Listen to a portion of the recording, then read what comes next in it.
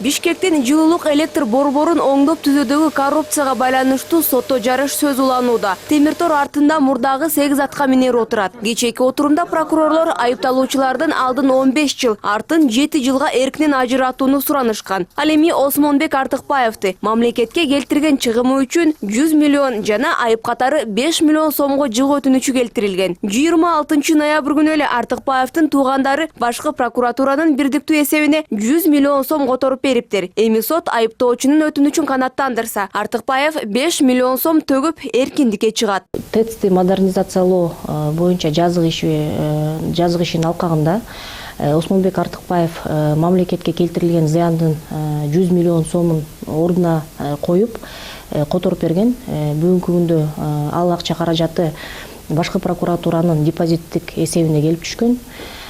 Соттун чечими чыгып, ал күчүнө киргенден ал акча каражаты бирдиктүү депозиттик эсепке которулат. Башкача айтканда мамлекеттин эсебине.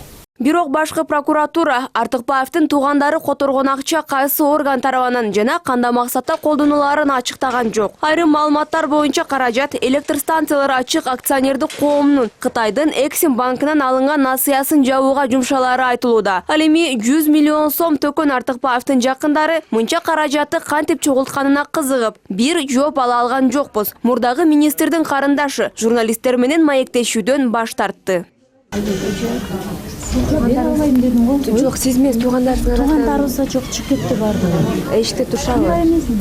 Мурдагы энергетика министри Осмонбек Артыкбаев 1 жыл мурда коррупция беренеси менен айыпталып, темир тор артына киргизилген. Бирок жакында эле бул оор берене кызматы кабалынан кыянаттык менен пайдалануу беренесине алмаштырылган. Адистердин баамында Осмонбек Артыкбаев тергөө менен кызматташкандыгы үчүн ага жеңилдик берилип, мамлекеттик айыптоочулар беренени алмаштырышы мүмкүн. Бул сырттан карап биз байкоо жүргүзгөн элге эмнени көрүнөт да, маанилүү сенин капчыгың канча толукпу же толук эмеспи, маанилүү сен кимге бир туугансың, маанилүү кандайча бир ушундай бир байланыштар да. Биз мыйзамдарды карап көрдүк, коррупция берене боюнча айыпталган кишилер таптакыр штраф менен чыгып кутулуп кете албайт экен. Ошон үчүн анын коюлуп аткан беренесин да алмаштырды да. Акырына чейин төлөп бүтөрмөйүн эле дароо чыкканга мүмкүнчүлүк алат. Штрафты төлөп туруп аны чыга берет. Бүгүн төлөсө бүгүн чыгабы? Бүгүн төлөп койсо бүгүн чыгат. Бишкек жэбиндеги коррупция боюнча айыпталган калган атка минерлерге дагы оор беренелер тагылган. Эгер алардагы тергөөнүн тилин табышса, коюлган статьялары алмаштырылып, эркиндикке чыгып кетиши толук мүмкүн дешет юристтер.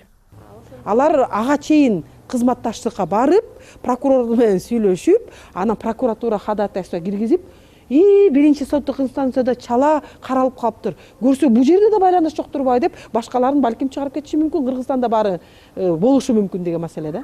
Ошол эле убакта айыпталгандарды айыпка жыгып, бюджетке акча төктүрүп алуу пайдалуураак деп эсептегендер да бар. Мыйзам боюнча коррупция беренеси боюнча күнөөлөнгөндөр эң аз дегенде 5 жылга эркинен ажыратылат. Эгер мамлекеттик казынага кол салып, мыйзамсыз байыгандар кийин штраф төлөбөй эле боштондукка чыгарыла берсе, анда башаламандык орун алат деп укук коргоочулар кооптонушууда. Эске сала кетсек, кечээ күнү прокурорлор Айбек Алиевди 17, Сапар Исаковду 15 жылга, Жантөрө Сатыбалдиев, Салайдин Авазов, Жолдошбек Назаров, Темирлан Бримкуловдарды 11 жыл 3 айга, Ольга Лаврованы 7 жыл 6 айга эркинен ажыратууну суранышты. Мындан тышкары айыпталуучулардын мүлкүн конфискациялоо өтүнүчү келтирилген.